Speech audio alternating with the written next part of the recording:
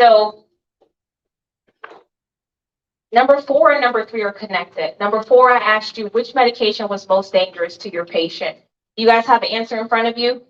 Okay. The correct answer for that would be amoxicillin. That's the most dangerous to your patient. Okay. How many people gave amoxicillin? Okay. Now, let's dissect this. Why is amoxicillin most dangerous to your patient? Could cause all kinds of adverse reactions. Is the patient allergic to amoxicillin? That's allergy, so we already know. Well, you absolutely know. You absolutely know. How do you absolutely know? It's on your bar at the top. Did everybody see? Did everybody pay attention to that? Because I didn't focus you to that, but I put it in front of you to see if you would read it. What is this patient allergic to? Sulfa. What else? Penicillin. Aspirin. Latex. Yep. PCN. So if a nurse says, oh, the patient has several allergies and report, whose job is it to find out what those allergies are before you take that patient? Yours, right? So your report, like I said, the report is just a starting point. But you as a nurse, you never take somebody else's word. You always have to know for yourself. Okay, when you guys become nurses, it's very well that you may be working as the only nurse on that floor with AIDS. All right, so you have to protect everybody. That's what makes nursing so hard. So if we look at it, amoxicillin, how else do we know that our patient, how long has the patient been getting amoxicillin? 3 days. Patient's been on amoxicillin for 3 days. Somebody has been giving him amoxicillin. Is this possible in the real world? Yeah. Absolutely. How do we know that our patient is not doing well from this amoxicillin? He's complaining of itching, right? What was the distractor that I told you guys? I gave you a distractor that totally made you just like, oh, itching skin. There was 2. Yep, I said he wanted a bath. And the hygiene, right? And then the nurse gave the patient what? Lotion. So the nurse totally overlooked this patient's problem. Patient said, I'm itching, my skin is itching. Nurse gave him lotion. Okay? This is how people get in trouble in the hospital all the time. This is why they're changing the NCLEX. So these type of mistakes don't continue on. So patient's been on amoxicillin for 3 days, said his skin was itching. It's terrible. What else do I want to bring out? All right. Next question I asked you guys was this.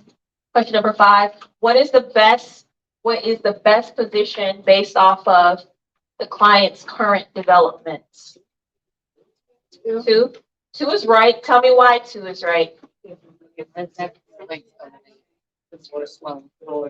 legs are swelling too, but also that blood is going to go to the vital organs as well.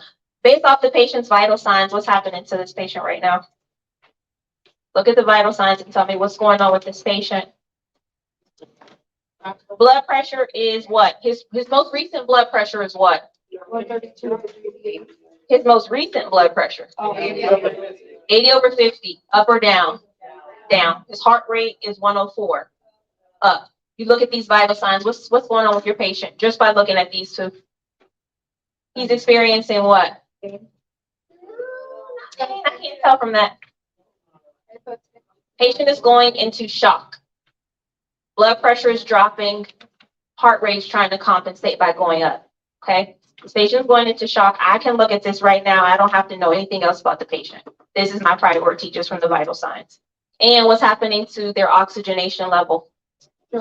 It's dropping. So is my patient crashing? Yes. Yeah. Yep. And the nurse told me she just gave him what? Lotion. Okay. This is how we're starting off our morning. No, we have to be able to do something. So now that we know what's going on with our patient, number 6. Let's do number 6. I don't have to give you guys any kind of options here. Based off the client's current conditions, which medications should the nurse anticipate to administer? Give me some medications you're going to give. You know the patient is crashing. You know they've been getting the medication they're allergic to. What do we need to do now? Don't look at the MAR. It's not on the MAR at all. What we need to give them? Well, I know that might not be the first thing, but he should have some type of Benadryl or something to stop the allergic reaction. Yeah, so we do need to give allergic reaction. Benadryl is what you give on the streets. Epinephrine is what we give in the hospital, okay? For allergic reactions, epinephrine is going to be the best one. What else? That's going to handle the allergic reaction, but you got other things going on. What else? What other medication can he get? Is it atropine? Yeah, atropine, in fact, doesn't work for sure. Oxygen. Our patient needs oxygen because the oxygenation is going down, down, down, down, down. Okay. What else? It's all in the MAR. So we just addressed the vital signs. We're going to give epi. We're going to give, let's address the low blood. What do you give? We know what to give when the blood pressure is high. What can we give when the blood pressure is low to help us bring it up? Salt, okay. Salt in water. What do we call that? Saline. Normal saline. Okay, good. Needs potassium because we know that the potassium level is low. Looking at the lab values, what else? Well, the normal saline will address the sodium too. That'll help.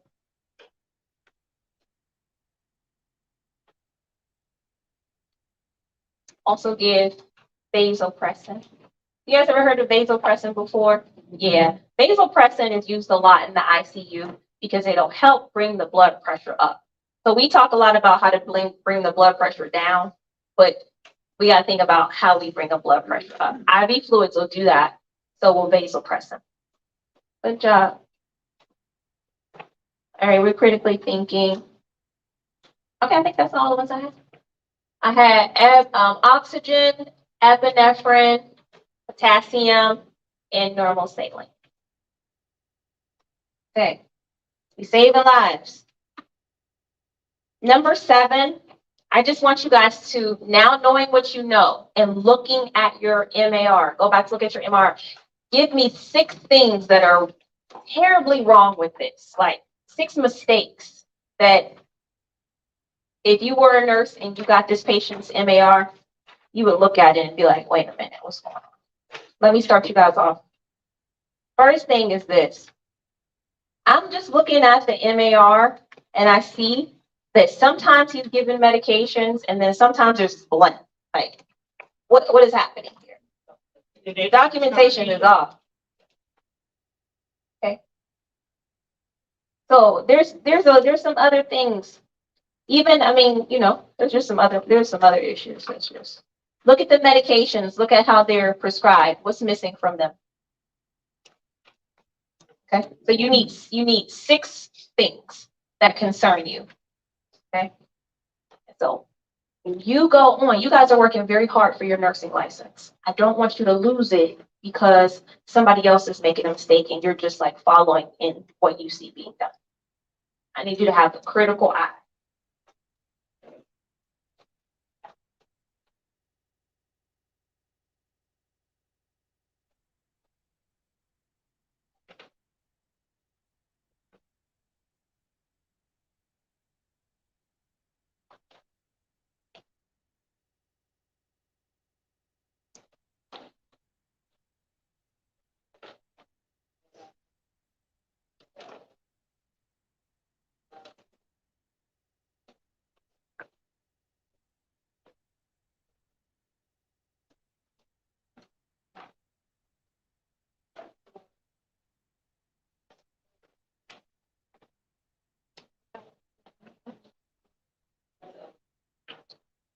You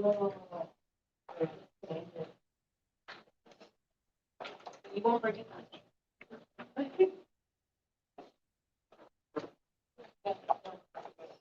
Yeah. Right. So, and sometimes doing an NCLEX review before you graduate is extremely beneficial because when you take your exit exams, you'll have, you know, the full picture of what you should be focused on. So the early graduates, you're doing their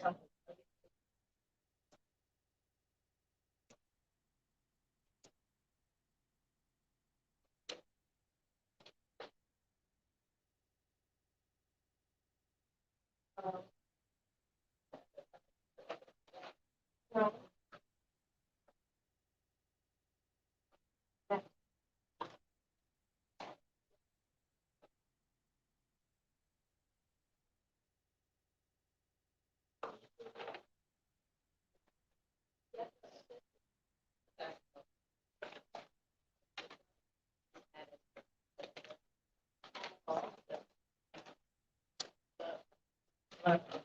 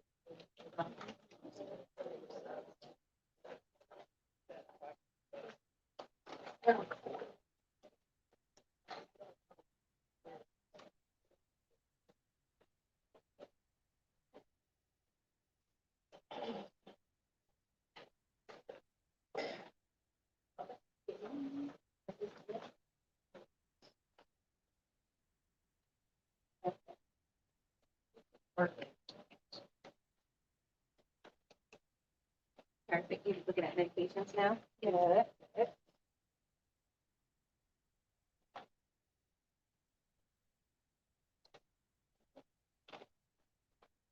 External. This is how I want you to evaluate every MAR that's put in front of you. Look for the mistakes, because they're there.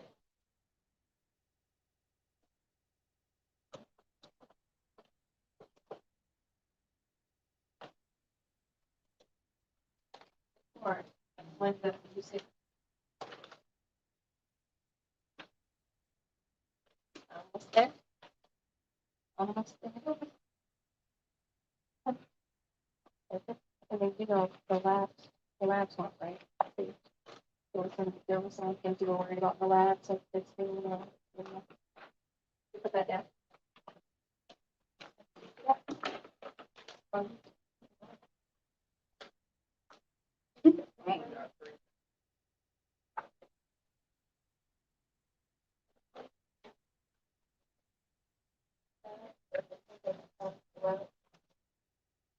Oh, yeah.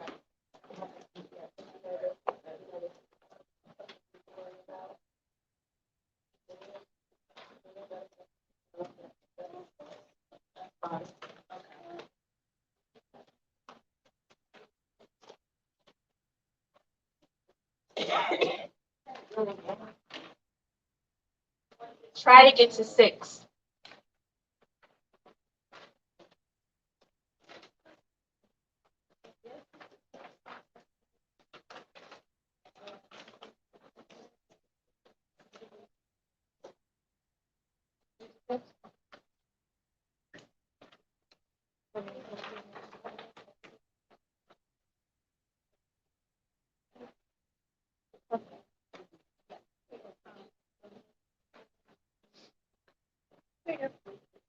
Yes, that's what I said.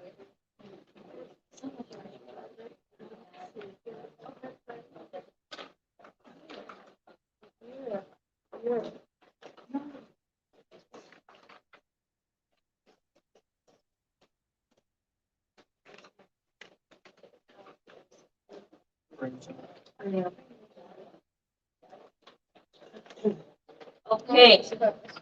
All right, this is a good exercise of us having a critical eye.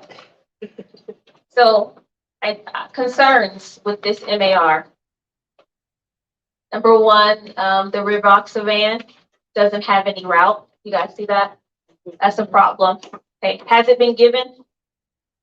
Has somebody been giving it? We have no idea how they've been given that, right? Furosemide and metoprolol. Those 2 medications. It doesn't have the frequency. Oh, see, wasn't written. Okay. Furosemide, metoprolol. This medication, these 2 together can cause sudden drops in your patient's blood pressure. So we don't know if the blood pressure dropping because of the allergies or the medications he's on. Okay, it's a problem. Sodium is low. We identified that the sodium was low. We also identified that the potassium was low. These are our concerns. Client's been receiving a medication that he's been allergic to for several days. Blood pressure is also dropping because of that. Heart rate is dropping. Oxygen is dropping. Do we know how old the patient is? have the date of birth. Yeah. You have date of birth. Before. Okay, so, yeah, you can calculate it. Sometimes they'll put it for you. 65. And then also, what's her name? Angela said that in report, it showed that he was given oxygen via nasal cannula for a couple hours, remember, for shortness of breath. But we don't see that here, evidence. The routes that we see are room air for his oxygen. So that could be something. I never thought about it that way. Okay, so I asked this question. Were you a safe nurse today? No. No. I didn't catch that amount. Right? So, and that's okay, right? I want you guys to go through these simulations and identify areas of weakness. Because we have another one of these tomorrow, and I bet you will do so much better tomorrow, just because you've been through this, okay? But what I don't want is for you to get on the floor and not know this stuff. Yeah, all right, so this is good. Ask the question too, what would you have done differently? Knowing what you know now, what could we have done differently? Read the allergies. Read the allergies, absolutely. Instead of just saying several allergies, taking the word. What else could we have done differently? Get more clarification and past that. Yep. Could have said, hey, I can't take this patient because I don't have enough information to take care of them. You can't leave because I don't know enough to take care of this patient. That's okay for you to get more information about the person you're taking. Okay. If it just came, he in the hospital, I was thinking about nursing. He just came, we could read what. Yeah, you can read the notes. And for next gen NCLEX, they will give you nurses' notes, doctors' notes. So when you get that stuff in front of you, they're giving it to you for a reason. Okay, so take some time and look at all those tabs. Good job, everybody. Okay, so how we're going to end the day here for today is I want to take you inside of the V2, and I want you to watch 2 videos in there so you guys can get a feel of how it will be when you start studying at home by yourself. You're going to do it. Or you can study with a group, but you have to fill out the rest of your workbook. The workbook in V2 is downloadable, so this is not your NCLEX review workbook. This is just for our time here. Does that make sense? Okay. So we're going to get ready to go into the V2, and then I need to go over this attendance with you guys, because even though some of you have signed it, this handwriting, I have no idea. So I want to make sure that I can read everybody's handwriting, because we have to enroll you ourselves. And I don't want to be up at night trying to figure out if it's an A or Therapeutic diets are really important to know. So right now, let's go to, oh, actually, you know what? Do me a favor. I don't want to send you guys home with homework. So let me see you do the day 1 homework. Right now, there's 3 questions here. And just do this in class for me while we get the video up.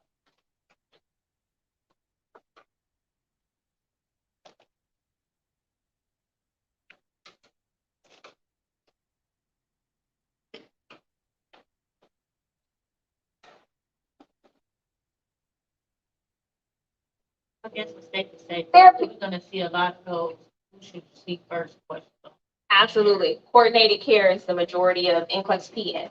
It's tricky, because you have 2, it's like a one, you have 2 that you be like, I don't know, Always. but then it's like, I don't know. Yep. But if we don't use that what if and just look at what's in front of us, we do so much better. But that age and gender thing helps. If you thinking like, oh my God, it's an 8-year-old man shot, we're gonna take care of him because he's Just means pediatric. Yep. Yep. You guys actually have a really great foundation. And so really I'm just fine tuning it just slightly, but you guys know, once we go over the answers, you guys mostly know, oh yeah, that's what it was supposed to be. And that's the best way to be for class.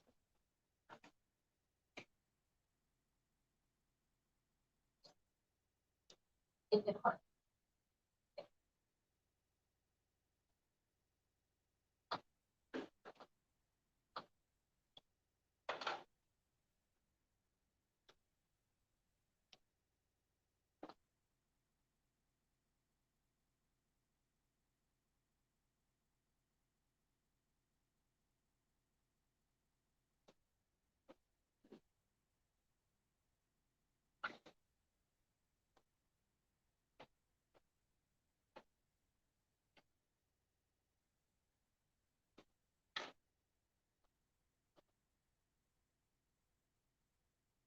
Just giving a little bit more time for people to finish up the last one.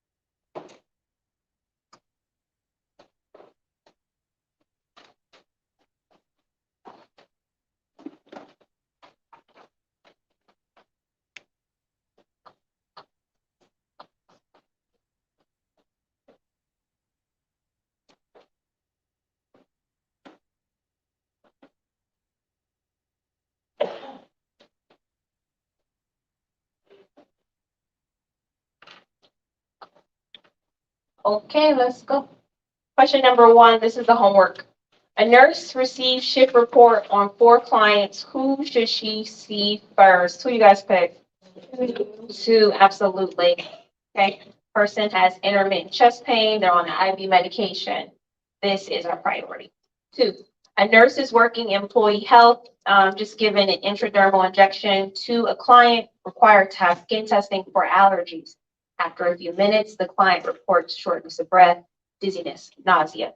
Which action during the emergency should the nurse take first? What we gonna do?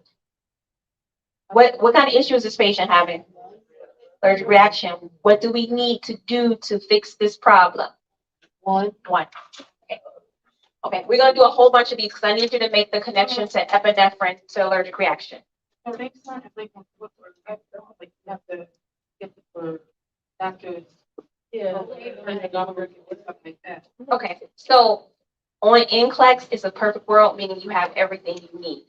So how I want you to look at it, because that's true, that's how we get taught. If it's in front of you here as an option, you want to pick the best 4. Like you want to pick the 1 from the 4 in front of you. Okay, so if we're looking at everything in front of us, the best thing that we can do to be safe nurses is 1. Okay. All right. 3, after floating to the PCU, the nurse should assess which client first. Who is our dangerous patient that has the shortest amount of time to live? Ooh, okay, I hear 1, I hear 3. So let's look at 1, Kawasaki disease, strawberry tongue. Is that expected? You're like, what's Kawasaki's disease? Right. It's expected though, it's expected, okay. 3, bulging fontanelles. We're gonna go over this in developmental milestones, but usually we're worried about sunken in fontanelles. What does sunken in fontanelles mean on a baby? Dehydration, okay? So when we see bulging fontanelles, that's like, okay, that can happen because it goes up and down. What is the baby doing? Baby's crying. So when a baby cries, the fontanelles go up. So that's expected. So neither 1 or 3 is correct. What is the right answer? 2. Crackles is fluid in the lungs. What kind of problem is that? Breathing. Yes, ventilation. Yes, ma'am. Why would it not be? Good, like that. Okay, patient 8 years old with sickle cell anemia with decreased pedal pulse. It should be pedal, not pedal pulses. So, this is definitely what kind of problem? Airway, breathing, or circulation. This is circulation, which is an issue. We don't want that, but would we ever prioritize circulation over crackles in the lungs? No. So that's the reason why it's not. It is an abnormal assessment, so that's good to catch. But we got to prioritize it for safety. Okay? I had to do it. I was stuck. I was like 2-4, then I said ABC. Yep. And I was like, I'm always fluid on the lungs because she's smoking at that age, so it's no good. You wouldn't expect emphysema. Good. That's good. You guys have made a drastic improvement from this morning to now. Just so you know, like you guys made a drastic improvement. So we keep going in this direction, we're going to end up where we want to be. let's get ready to watch a video in the V2. Okay, we're going to go to the back of the workbooks to the diets. Diets, right? We're going to do diets first. Oh, is that what I said? It should be diets. And that's going to go all the way back. It's a page from your page 9 workbook. Let me see. Exactly. It's page number 9. So,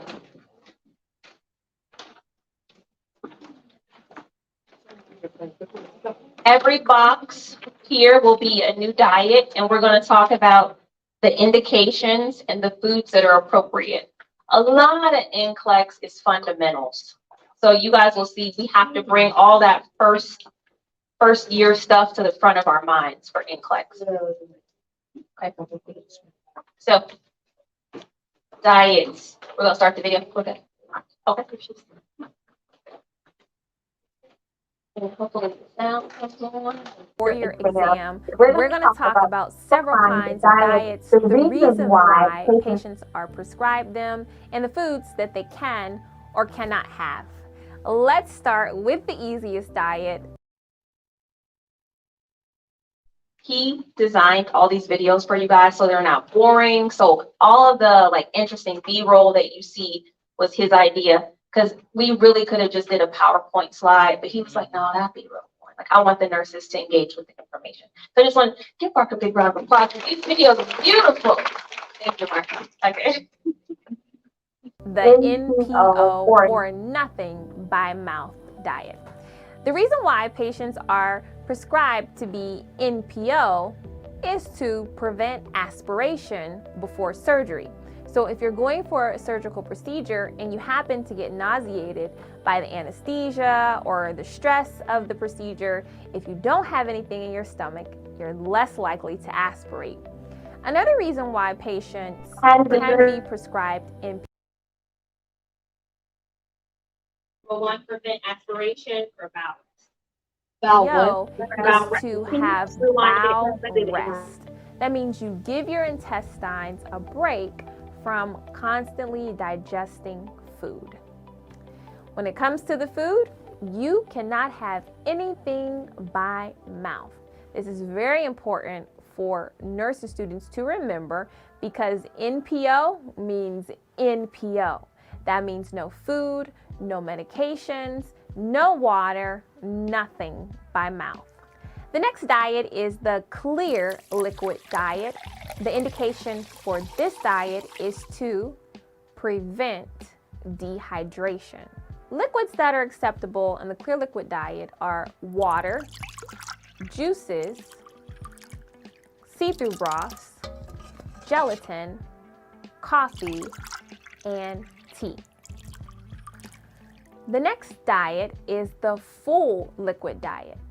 The full liquid diet is also used to prevent dehydration, but it's not the first diet after surgery. You have the clear liquids first, and then you move to a full liquid if you can tolerate the liquid clear diet. Now, in the full liquid diet, the liquids, you cannot see through them. So, our food examples are ice cream, milk, puddings. These are liquids that have an opaque color. You can't see through them. Hot cereals can also be included in the full liquid diet, such as wheat cereals or oatmeal can be made to a liquid consistency. The next diet is the puree diet. This diet is for small babies or clients who are unable to chew, clients who have dysphagia, so chewing and swallowing are very difficult. Now, for the puree diet, any food that can be blended or mashed to a smooth consistency is acceptable. Now, a nursing point is even if a patient is on a puree diet and they're able to have several different foods, you want to keep those foods separate when feeding them. Just because a client is on a puree diet, that doesn't mean that we're going to mix mashed potatoes and peas and carrots all into one dish and serve them. For NCLEX, you want to keep each one of those foods separately when feeding your patient for the value of the taste of the food. If the food doesn't taste good because it's all mixed together, then the client more than likely won't eat it. The next diet is the mechanical soft diet. This diet is really popular for patients who have difficulty chewing specifically. Perhaps they have poor fitted dentures or missing teeth, or they cannot chew their food thoroughly. So when it comes to the mechanical soft diet, again, any food that can be easily broken down for the patient can be included, but no nuts or no seeds can ever be considered a mechanical soft diet. The bland diet is next. This diet is used to decrease gastric irritation or discomfort. So bland foods are all about keeping the stomach calm. So for example, clients who have ulcers of the stomach or clients who have a lot of stomach acid production, we give them the bland diet alternative. When it comes to bland foods, there's a lot of grains and vegetables that you can have. So what I want to focus on is what you cannot have. And for the bland diet, you cannot have any fatty, fried, or spicy food. Also, you need to avoid CAP. And CAP stands for caffeine, alcohol, and peppers. Our protein restricted diet is next. Protein restriction is all for our renal patients. I want you to remember that combination. And the food that you need to avoid are animal products. So meats, poultry or chicken, and fish. Does anyone know what is really the problem with animal foods? And why do our renal patients have a hard time with protein? Can you think? Well, let me tell you. When you eat an animal product and it is not broken down and it is not excreted out of your body, then that animal product will begin to ferment in the body. And so what happens is the animal product turns into ammonia, and ammonia is a toxin for our body. So if a patient has a compromised renal system, then they're not able to filter out all of the ammonia, and so the patients will start to become sick and they will start to be confused as the ammonia levels in their body increases. So clients who have renal issues, we tell them to avoid those animal products and make sure that they have a very tight control on how much protein that they're getting. Sodium restricted are for our heart patients. We all know that limiting the sodium intake is heart healthy. And so what you may see is a 2 gram or a 1 gram sodium restricted diet. For the sodium restricted diet, clients need to avoid canned food because canned meats and canned soups, they use salt as a preservative to keep the food safe. So again, for a client who's trying to avoid sodium, they have to stay away from food in cans. Also, frozen food or salted food, again, tends to be high in sodium. The next diet is the high fiber diet. The reason why a patient is on a high fiber diet is to prevent constipation. Think about our clients who are on bed rest or immobile. They tend to be constipated, so the high fiber diet would really help them. The high fiber foods include whole grains, fruits, and vegetables. Low purine is used for our clients with gout, and gout is a form of arthritis Now, if you need to avoid foods that have purine in them, I want you to think of seafood. Seafood is super high in purine, so clients who have gout or on a low purine diet should avoid fish, scallops, sardines, and anchovies. The next diet is the high protein diet. This diet is for our elderly clients and also our clients who have burns on their skin. Just like we were talking about low protein, high protein foods include red meat, fish, and beans. So this will be the focus of the high protein diet. Many of us are familiar with the diabetic diet. It's the next one. The indication is to control blood glucose levels. You know, for NCLEX, the diabetic diet is really a healthy diet with a variety of foods. But specifically for our diabetic patients, we need to teach them that 50% of their meals should be carbohydrates. And the reason why good carbohydrates are recommended is because carbohydrates help keep the blood sugar stable for a long period of time, as opposed to proteins or fats. So 50% of their meal should be a carbohydrate. 20% should be a protein, and about 30% should be a fat, 30% or less. Diabetic clients should avoid simple sugars such as pastries, candies, that instance. You definitely want to know about celiac's diet. The indication for the celiac's diet is to avoid gluten. Clients need to be on a gluten-free diet, and gluten is actually a protein found in most grains. So for NCLEX, clients should avoid the grain that has the acronym BROW, B-R-O-W. Have you heard that before?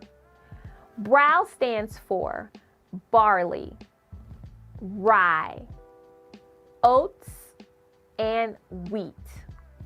Barley, rye, oats, and wheat. But you know what? NCLEX, they're not going to ask you about barley, rye, oats, and wheat.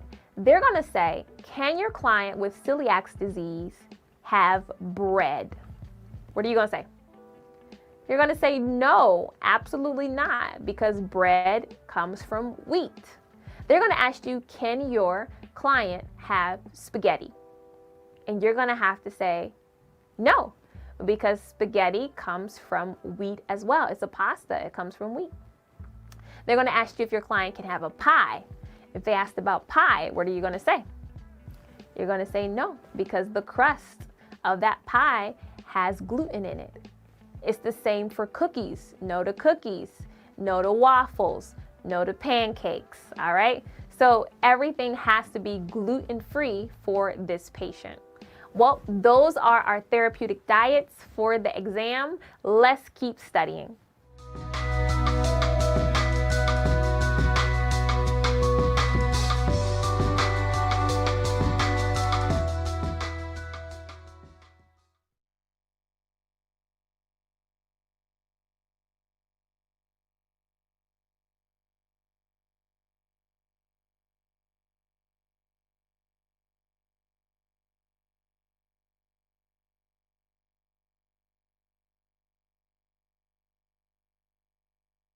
The V2, with the videos from the V2, you'll be able to watch them again and again. You probably can go through the whole course in probably 2.5 weeks. And then if you want to start over again, you will have 3 months access to the videos, the lectures, the question bank. More than enough time for you. 3 months is a long time. So for those of you that are graduating now, you'll have all of the summer. You can have the resource. And then those of you that are graduating in the winter, you'll have 3 months. When is it best to take NCLEX? As quickly after graduation as you can. Don't wait, because the studying, the tests are all fresh in your mind. Okay. Let's just go over it real quick. Is coffee okay in a clear liquid diet? Yes. Yes, coffee is okay. No cream and no sugar. Yes, black straight coffee is okay. All right. If a patient is NPO, a patient said no already. If a patient is NPO, can they still take their medications by mouth? No. No. Says yes. If the doctor says yes, but if you see NPO on NCLEX, are you going to give them the oral medication? No. No. Okay. When we are doing a pureed diet, multiple foods, should we separate the foods? Yes. Good. Okay.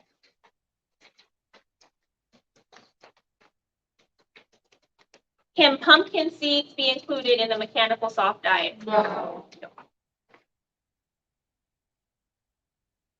What does CAP stand for in the bland diet? Caffeine, alcohol, and What is the issue of protein being ingested for our patients with renal issues? What are we worried about? Ammonia that will result. Now, how will we tell if a renal patient has too much ammonia in their body? How will they present? Confused. Confusion. Okay.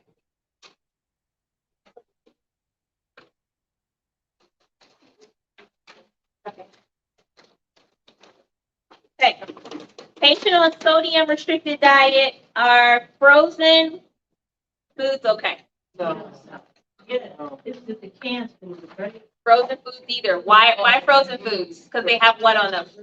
Preservative, which are usually what based? Sodium based. Okay.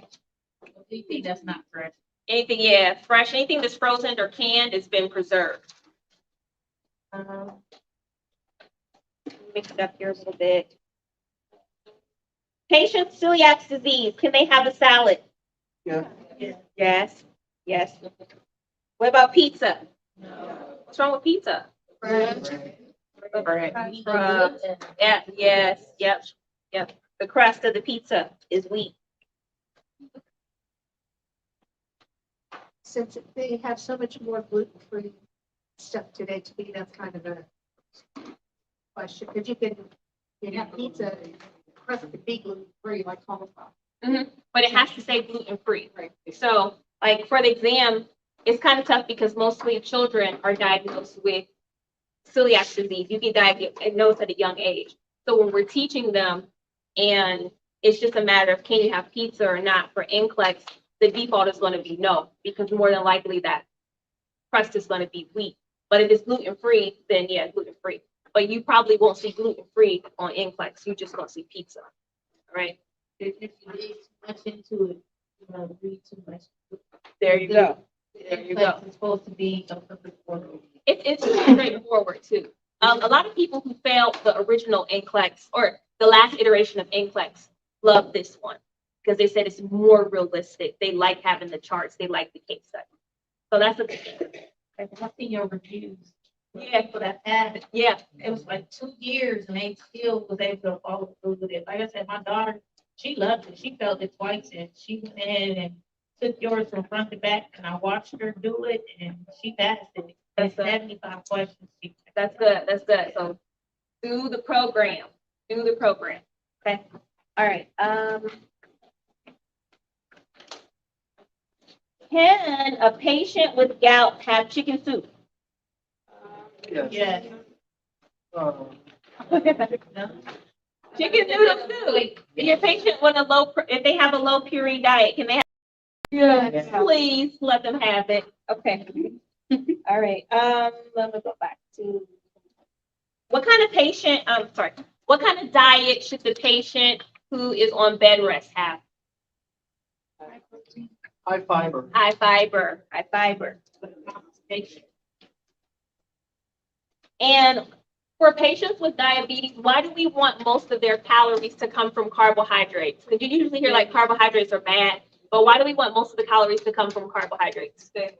Because carbs can stabilize your blood sugar. So healthy, good carbs can keep the blood sugar stable for a longer time. What's the normal range of blood sugar for patients? 70 to 100. Yeah, I'll take that, 70 to 100. Just change it. Constantly. Like And it really depends on the laboratory reference that the lab is using. That's why NCLEX is giving you guys all the labs now. So you don't have to memorize them. You just have to know what they mean. All right. Okay. That's okay. Let's do, we're going to do infant heart defects. We're going to watch that video, which is the next page. Now, this is not the order of the program. The order of the program will start in pediatric pregnancy, move you through pediatrics, and then to adulthood. But I wanted to give you guys a feel of what it's like watching videos and doing the workbook. Do you guys do that with your, do you guys use API here? I can't remember. And HESI. Okay. All right. Do they have videos and workbook for HESI? Find out. Oh, you'll find it. Okay. Okay. They didn't last year. They did not. Okay. All right. It's just the test. Gotcha. Oh, so this is a good refresher then. This is going to be helpful. That's your exit exam? HESI? Okay. Yeah, this one. Also your quick facts book too. Okay, so we are loading up infant heart defects now.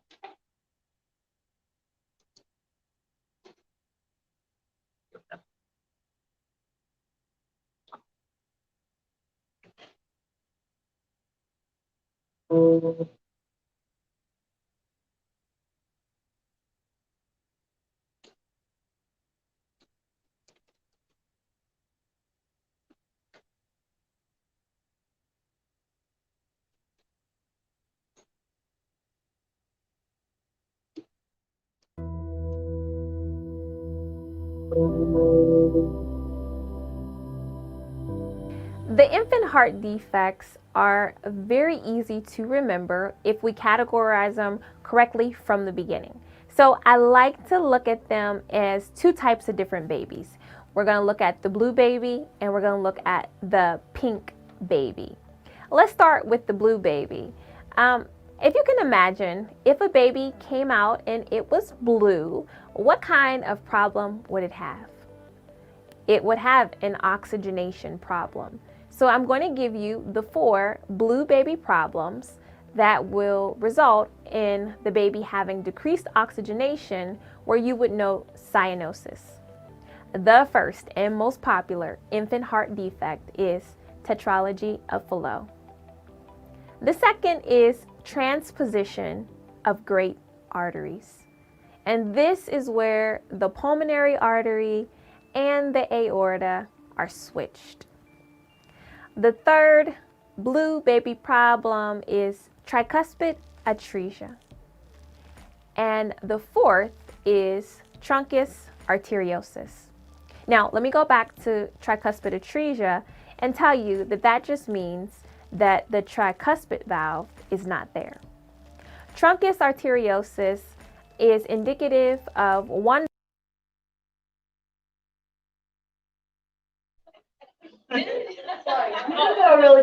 You know, and actually down at the bottom here, you can choose when you're at home, you can choose the speed. So you can do half speed or I don't know how slow.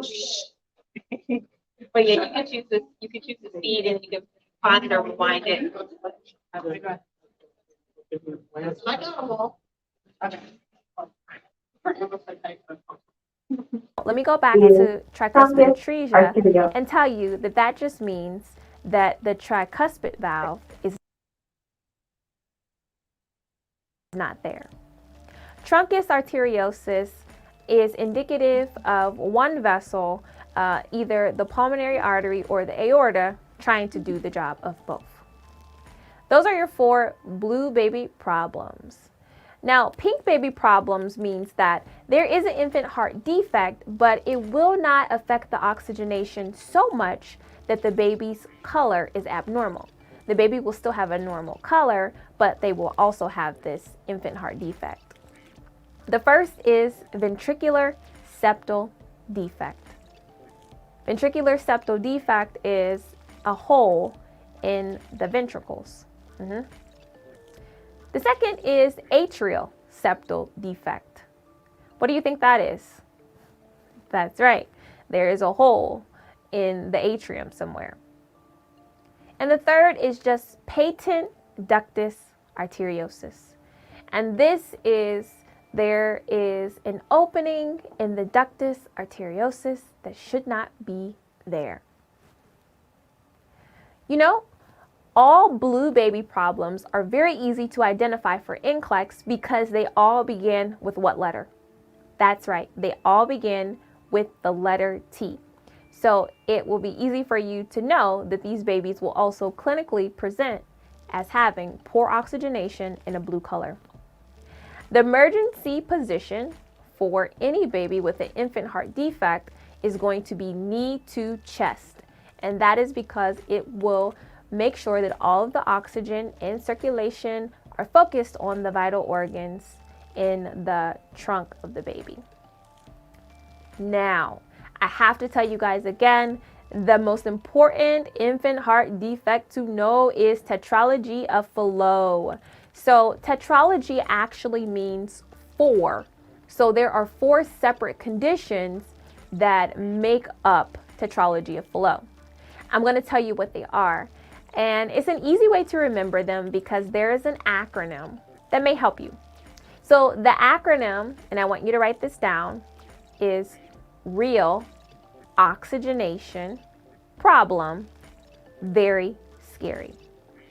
And each one of the letters in real oxygenation problem, very scary, stands for a clinical condition.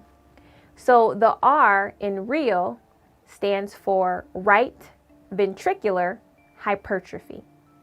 The O in oxygenation stands for overriding aorta.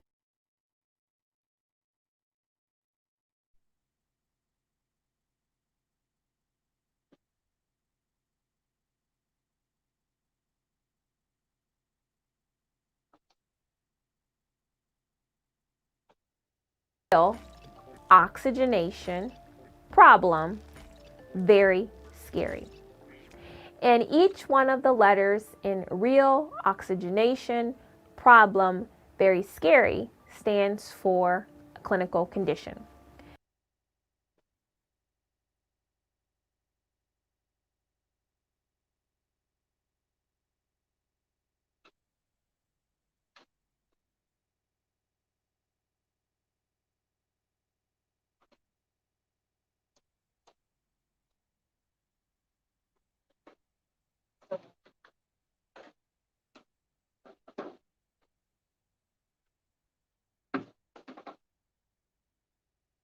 So the R in real stands for right ventricular hypertrophy. The O in oxygenation stands for overriding aorta. And the P in problem stands for pulmonary stenosis.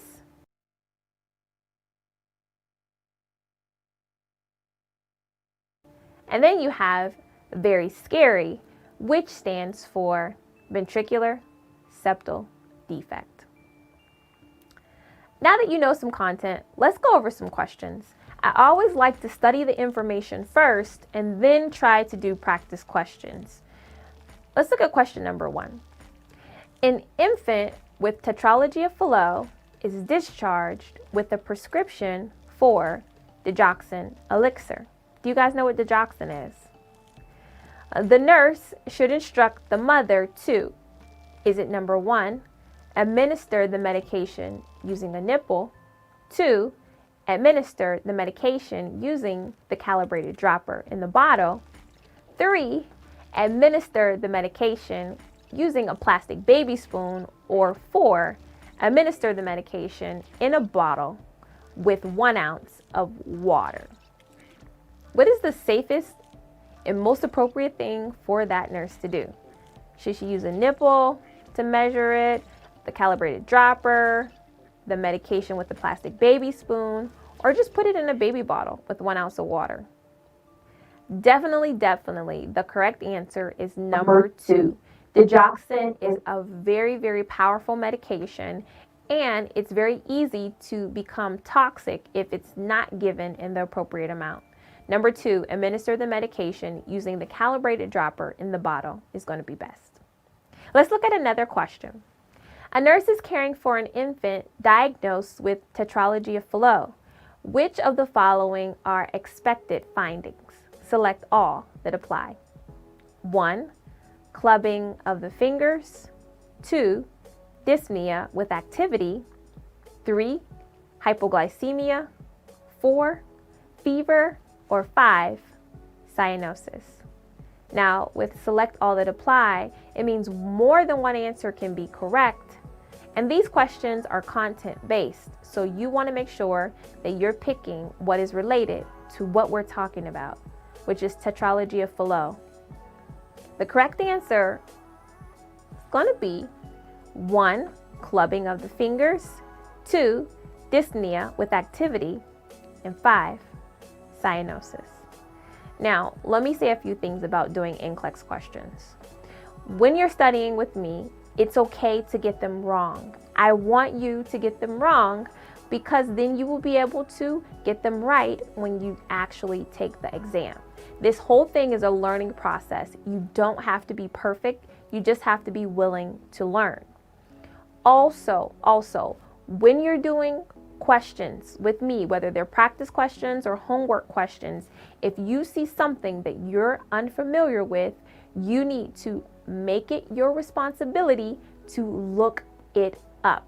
So for example, in question number 2, if you didn't know what clubbing of the fingers were, then I want you to find out. I want you to look it up. I want you to research it out. If you didn't know what the word dyspnea means, circle that word and make sure that you're familiar with it. Because these terms you will see on the exam and you don't want to say, oh, I really wish I would have looked it up when I had the chance. This is your chance. This is your opportunity to make sure that you're doing everything you can to prepare for your NCLEX exam. Okay. Let's do some practice questions here using the Apgar score. All right, guys. So if we have Baby Jones and we have the characteristics of Baby Jones, we have a heart rate of 85, respirations that are normal and full, muscle tone, says no spontaneous movements noted, the appearance, the arms and legs are blue, and the reflex is no response. What are we going to give this baby? You can take a second, pause the video, look back at your notes, figure it out. I'll be right here when you're ready.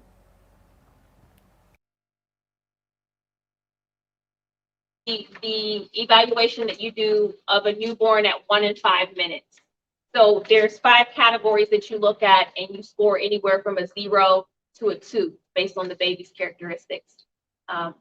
So let's just look at it right here. The baby comes out, you're going to evaluate their heart rate to determine if they're viable. So anything less than 100, you would give the baby a 1. The respirations, it says it's full and it's normal. Is that a good sign or a bad sign? Good sign. So we're going to give that a 2. You can go from a 0 to a 2. So this is definitely 2.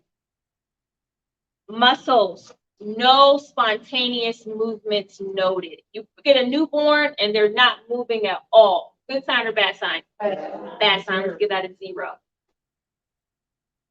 Appearance, the arms and legs are blue. Now, the baby is supposed to be what color all the way through? It's supposed to be like a normal color, right? So when you see arms and legs being blue, that indicates that the trunk of the baby is normal. So they're just picking out the arms and the legs to be blue. So it's like, it's not a terrible sign, but we know something's wrong. So we can't give the baby a 2, so we got to give them a 1. Reflexes. Newborns have certain reflexes that are so strong that you just know, right? So this here is saying that our baby has no reflexes. Is that a good or bad sign? Bad sign. Give that baby a 0. So what's the total score? 4. Yes, the total score. This baby's in trouble. Okay. But we'll go over it. Apgar scoring, you have to be able to do it for NCLEX because it saves lives for babies. All right, let's go up to, we did those other 2. Let me go back. Let's do the notes. Let me just ask you some questions from the lecture really quickly. Blue baby, pink baby problems. What kind of problem is a blue baby going to have? Oxygenation problem, cyanosis. Okay.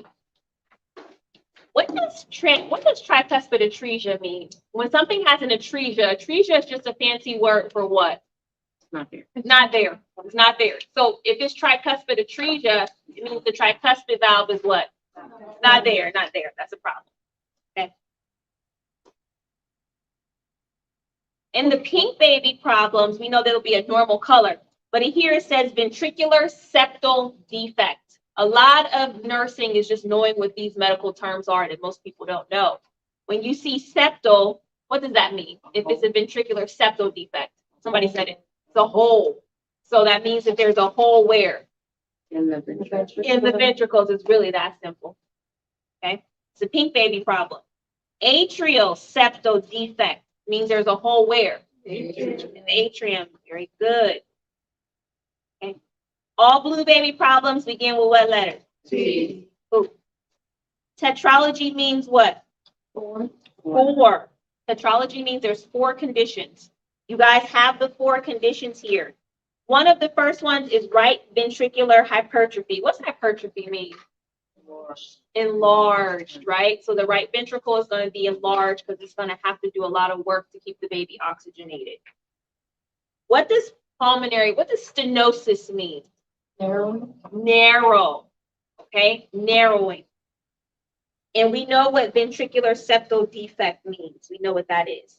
So when we talk about tetralogy of Fallot, guys, which one of these 4 is going to indicate how bad the oxygenation problem is? Which one of these 4 is the most serious that we're dealing with the baby? Pulmonary stenosis.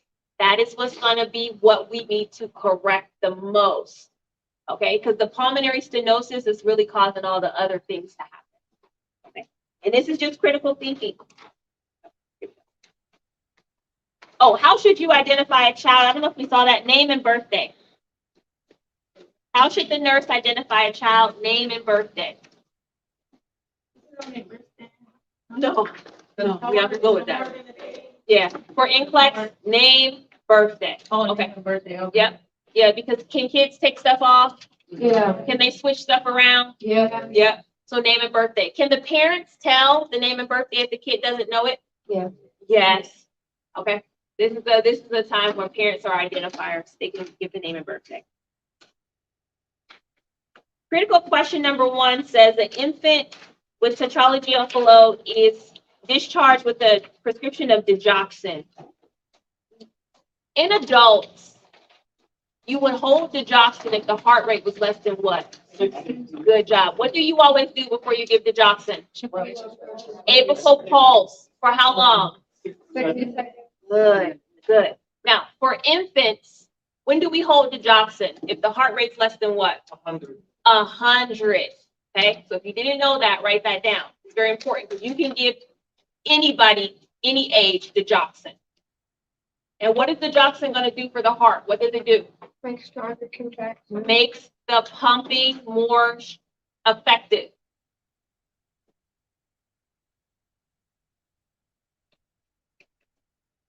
That's it. I'm done. That's it. Questions about today? No? Helpful today? We did a lot. We did a lot today. So before you guys leave, I want you to check in with me up here to make sure I have your name, your email, your phone number, and then I also need to know if you're graduating like in a couple of days or in the winter. Okay? When is come back? October? Okay. There is another full day of this tomorrow. This is happening tomorrow as well. I will be here. I start my class at 9 o'clock. I don't know what time y'all got here this morning. 7:30. Okay. I will be walking in the door like 8:45. Okay. So I will see you guys tomorrow. You need to bring back this book that we worked in today. We're going to finish it. And bring back quick facts just in case I need to do something from there. Anything else I need to bring back, Mark? That's it, right? Yep. Okay. bring all the medications up to me. Everything else in that bag, the sanitizer, the pen, the little clicky thing you can keep, but the medications, bring it up to me. Because our team put that together and it takes a long time. So I would appreciate that. Also, just make sure you come back tomorrow, all right? Don't hide from me.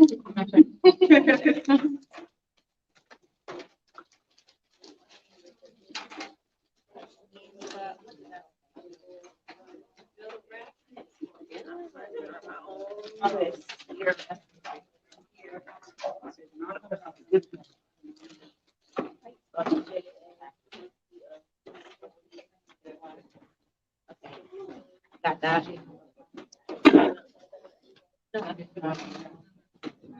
I got that. Ma'am?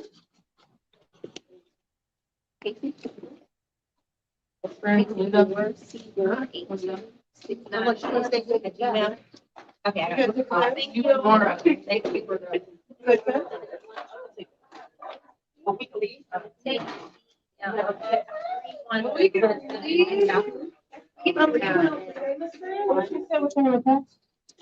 No, I was. Oh. Diamond Dawson. Diamond.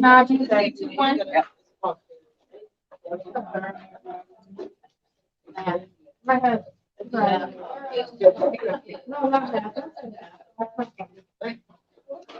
I don't need that with my friends.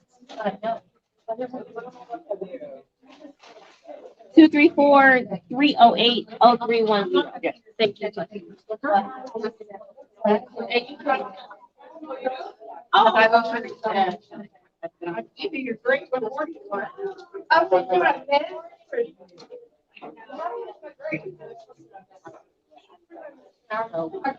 man. This is like a fence. It's for bringing me in for you. Wherever. Stop. Okay. Miranda. Miranda Superior here. Okay. Catherine at outlook.com. Yep. Gotcha. All right. You're welcome. Bye, guys. Thank you so much for joining this class. I will see you on Wednesday. Make sure to sign up for ReMar Nurse University because we will be doing 4 weeks of next gen training there. ReMarNurse.com. Y'all should sign up for this. ReMarNurse.com/RNU. Okay. It starts the end of May. I'll put the information up on the board. All right, let's.